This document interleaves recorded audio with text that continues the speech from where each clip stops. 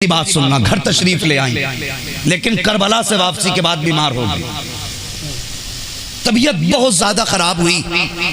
एक दिन शोहर कहने लगे चलो तबीब से तुम्हारी दवा ले आए। हजरत ज़ैनब ने क्या जवाब दिया जानते हो? कहने लगी नहीं, मैं जाऊंगी तो तबीब मर्ज चेक करेगा। कहा हाँ। कहने लगी मैं फातिमा की बेटी,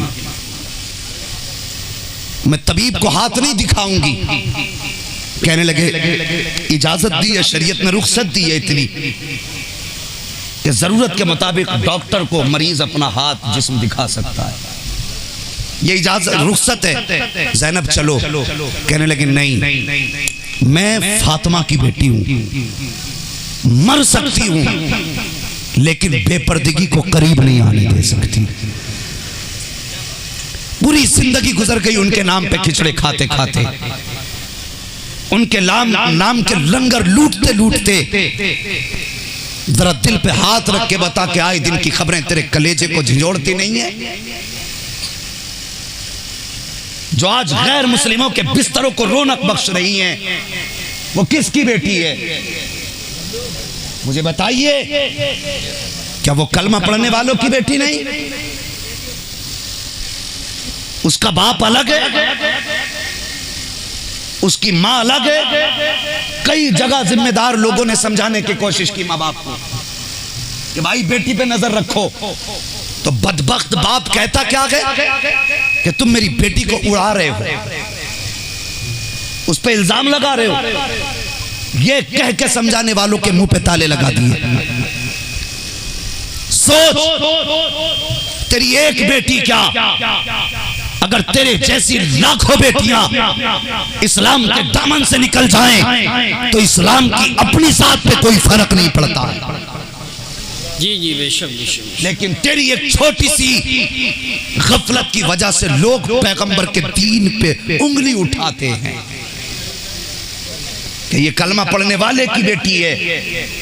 कोई फोटो खींच रहा हाथ पकड़ के, कोई बाहों में लेके, और तुझे गैरत नहीं आई? तुझे फिक्र है तो MBBS बनाने की फिक्र है, तुझे फिक्र है तो डॉक्टर बनाने की फिक्र है। नहीं, मुझे अपनी बेटी पे बड़ा एतमाद है, वो मेरी गर्दन को शर्म से नहीं झुकाएगी। और ये एतमाद लेके डूब गए तुम्हें, ये भरोसे ने बर्बाद कर दिया तुम्हें। तुम्हारी ही वो बेटी आ गई जो आज गैर मुस्लिमों के बिस्तर पे लेटी है। तुम कहते थे भरोसा गई उन पर, ये तेरे घर से चली गई, फिर तुम मुंह छुपाता फिर रहा है। और यार मैं कहता हूं ऐसी डिग्री को किधर लेके जाओगे जो तुम्हें ना कब्र का मुंह दिखाने का छोड़े, ना हश्र में मुंह दिखाने का छोड़े। और बाढ़ तो ऐसी डिग्रियां जो हमसे आबरू छीन ले, वो कुरान दे दो इनके हाथ में, जो दुनिया में भी इज्जतें बख्श दे, आखिरत में भी इज्जतें बख्श। बेशक बेशक, सुभान अल्लाह सुभान अल्लाह। हक शर्म नहीं आती?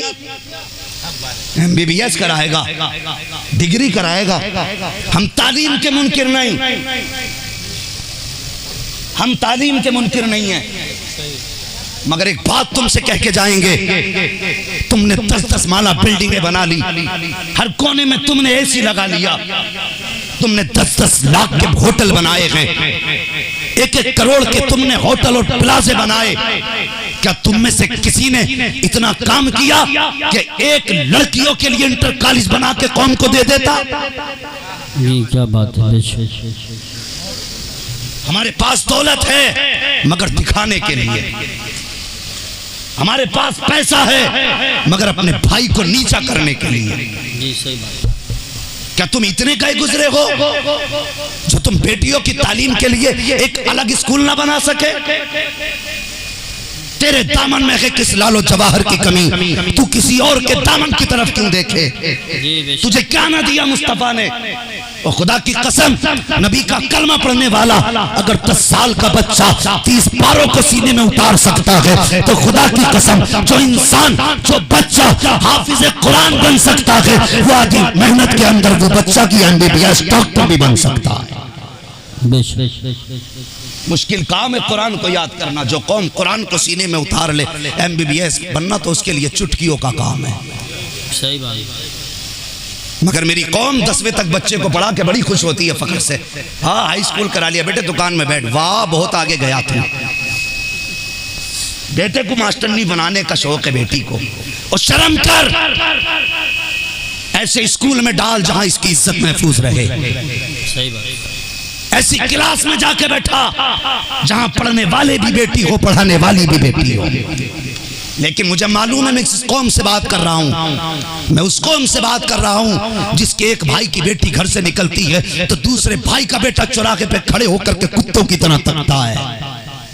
सही बात। मालूम है मैं किस कौम से बात कर रहा हूं। खुद हमसे हमारी बेटियों की इज्जतें महफूज नहीं, हम किसकी आबरू बचाएंगे? अभी हाथ उठवा लो कि हुसैन के नाम पे गर्दन कौन कटाएगा, सब खड़े हो जाएंगे।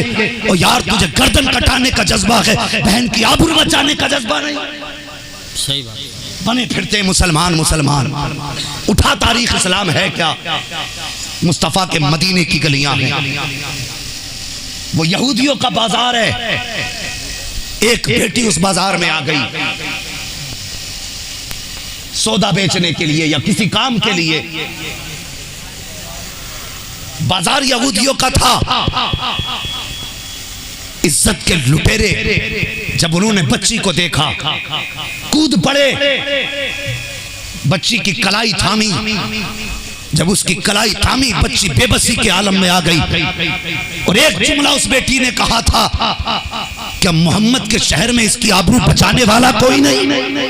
अल्लाह अल्लाह अल्लाह अल्लाह अल्लाह अल्लाह। इतनी बात उस अजनबी बच्ची ने कही थी। अल्लाह। वो मदीने की रहने वाली नहीं थी, अल्लाह। वो किसी दूर से दूसरी जगह से आई थी। लेकिन जब उसकी इज्जत पे हाथ डाला गया उसने छोटी सी बात कही थी, क्या कोई मुस्तफा के मदीने में ऐसा भी नहीं जो मेरी इज्जत की हिफाजत कर सके? इतनी बात बच्ची ने कही है। उसी बाजार में एक नबी का कलमा पढ़ने वाला हाथ में थैला लेकर के सामान खरीद रहा था। ये आवाज उसके कानों से टकराई। उसने सुना कोई मुस्तफा के शहर की दुहाई दे रहा है, कोई मेरे नबी के शहर का नाम ले रहा है। उसने सामान छोड़ा, तोड़ करके गया। क्या देखता कि यहूदी ने बच्ची का हाथ पकड़ रखा है। उसने जब उसको देखा तलवार निकाली, जाके धक्का दिया, हाथ छुटाया और कहने लगा, खबरदार अब इस बच्ची की तरफ हाथ मत उठा देना। उसने कहा, तेरा क्या रिश्ता है इससे? उसने कहा, ये मेरी बहन लगती है। अल्लाह अकबर। जैसे यहूदियों ने इतना सुना, कहा, जा चला जा, वरना जान से हाथ धो बैठेगा। जब इतनी बात उस नौजवान ने सुनी, कहा, तुम जानते नहीं हो हमने मदीने वाले मुस्तफा का कलमा पढ़ा है। जब एक बार ठान लेते हैं तो फिर कदम पीछे नहीं हटाया करते। जिसकी माँ ने दूध पिलाया है अब इस बच्ची की तरफ आंख उठा के दिखाए। जैसे मुस्तफा के कलमा पढ़ने वाले ने इतनी बात कही थी, अल्लाह अकबर। यहूदी चीख पड़ा, आवाज दे के कहता है, आओ मेरी कौम के लोग, एक मुसलमान है और हमारी गैरत को ललकार रहा है। सारे लोग तलवारें लेकर के आ गए। एक मरते मुजाहिद के सामने सैकड़ों तलवारें खड़ी थी, लेकिन ये मरते मुजाहिद गर्दन झुकाने को तैयार न था। अल्लाह अकबर। सैकड़ों तलवारें आई हैं। एक यहूदी आगे बढ़ा, बच्ची की आबरू लूटने के लिए मुस्तफा के शेर ने तलवार चलाई, सरतन से जुदा कर दिया। उसके बाद सारे यहूदी टूट पड़े। नबी का कलमा पढ़ने वाला सैकड़ों के बीच में तलवार चला रहा है। तलवार चलाते चलाते सुबह से दोपहर का वक्त आ गया है। तलवार चलती रही, दुश्मन कटते रहे, पीछे हटते रहे, लेकिन एक आदमी कितनी तलवार चला देता, कब तक मुकाबला करता? आखिर वो वक्त भी आया कि बाजू थक से गए हैं, तलवार थमने लगी है। जब बच्ची ने ये देखा कि मेरे भाई के बाजू थक गए हैं, तलवार रुकने लगी है, अगर ये तलवार रुक गई तो मेरी आबरू लुट जाएगी, ये तलवार रुक गई तो फिर मैं मुंह दिखाने की नहीं रह जाऊंगी। बच्ची ने जब कोई रास्ता न देखा उसने जमीन पे सर रख दिया और रो के कहा था, या अल्लाह तुझको तेरे महबूब का वास्ता है, मेरी लुटती हुई आबरू को बचा ले। या अल्लाह मेरे भाई मेरी मकाम में हिफाजत के लिए आया है, अगर ये कट गया तो मेरी आबरू कौन बचाएगा? या अल्लाह तुझे तेरे प्यारों का वास्ता है, मेरी आबरू की हिफाजत का इंतजाम फरमा दे। इधर बच्ची ने रो के इतना कहा था, उधर पीछे से नारे तकबीर की सदा बुलंद हो जाती है। जैसी बच्ची ने इस आवाज को सुना है, सजदे से सर उठाया तो क्या देखती है, पीछे से मुस्तफा अपने गुलामों के साथ तशरीफ ला रहे हैं। नारे तकबीर, नारे रिसालत, नारे गौसियत, मसलके आला हजरत मुफ्ती हम्माद रजा साहिब क़िबला, उलमाए अहले सुन्नत। सुभान अल्लाह, सुभान अल्लाह। अल्लाहु अकबर। वल्लाह वो सुन लेंगे, फरियाद को पहुंचेंगे। इतना भी तो हो कोई जो आग करे दिल से। आज बंदा कहता है ये आग मेरे घर में थोड़ी लगी है,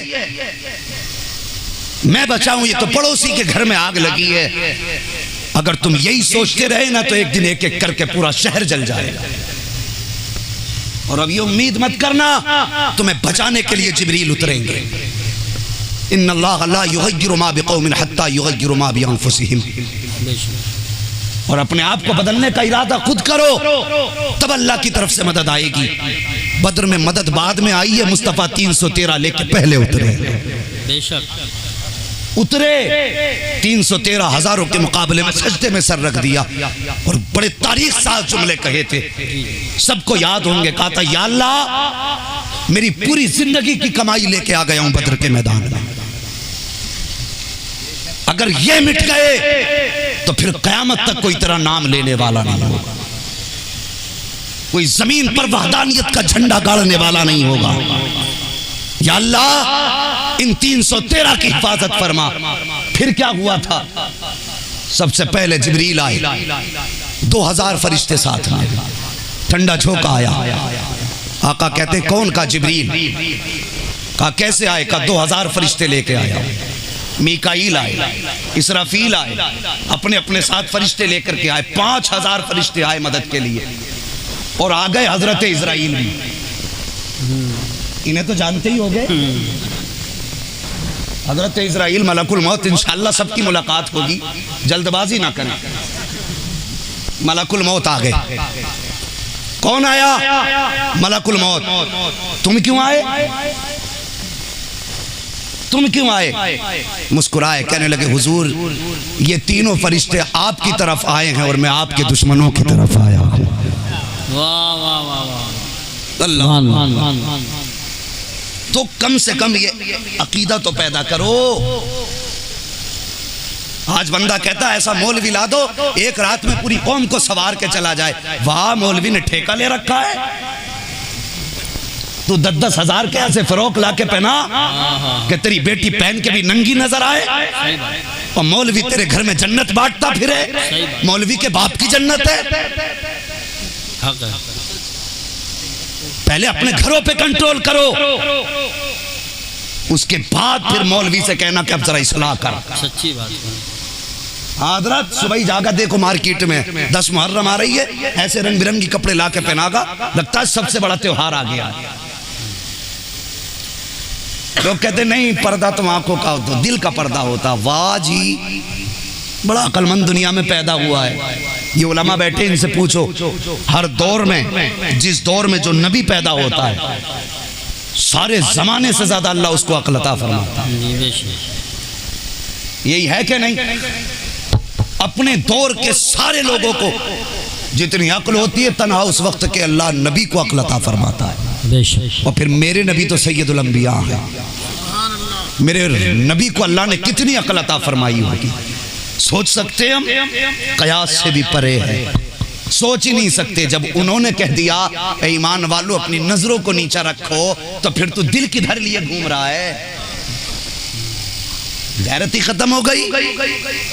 बाप ला रहा है कपड़े नंगी करके बेटियां बैठा दी बाजारों में, तमाशों में लेके जा रहे। नहीं, ये तेरा तरीका नहीं था। ओ यार, खुदा की कसम, मुस्तफ़ा ने जब बेटी को रुखसत किया ना, तो 17 पैबंदों वाली चादर मुस्तफ़ा के हाथ में थी। और अल्लाहु अकबर, मुस्तफ़ा गिनते जा रहे थे, रोते जा रहे थे। उम्मे सलमा खड़ी हैं, हुजूर क्या कर रहे हैं? उम्मे सलमा में चादर के पैबंद गिन रहा हो। अल्लाहु अकबर, 17 पैबंद गिने हैं। उसके बाद रुखसती के वक्त पर मुस्तफ़ा ने बेटी के सर पे वो चादर रखी और आका ने फरमाया था, फातिमा आज इस 17 पैबंदों वाली चादर को ओढ़ ले, कयामत के दिन मोहम्मद जन्नत की सरदारी की चादर अता फरमाए।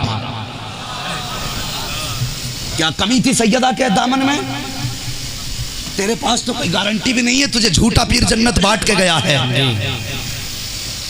हाँ, आज कल गुमराही ज्यादातर खानकाहों से फैल रही है। मुझे डर नहीं लगता, जबान कट जाए या गर्दन कटे, मौत एक बार आनी है। और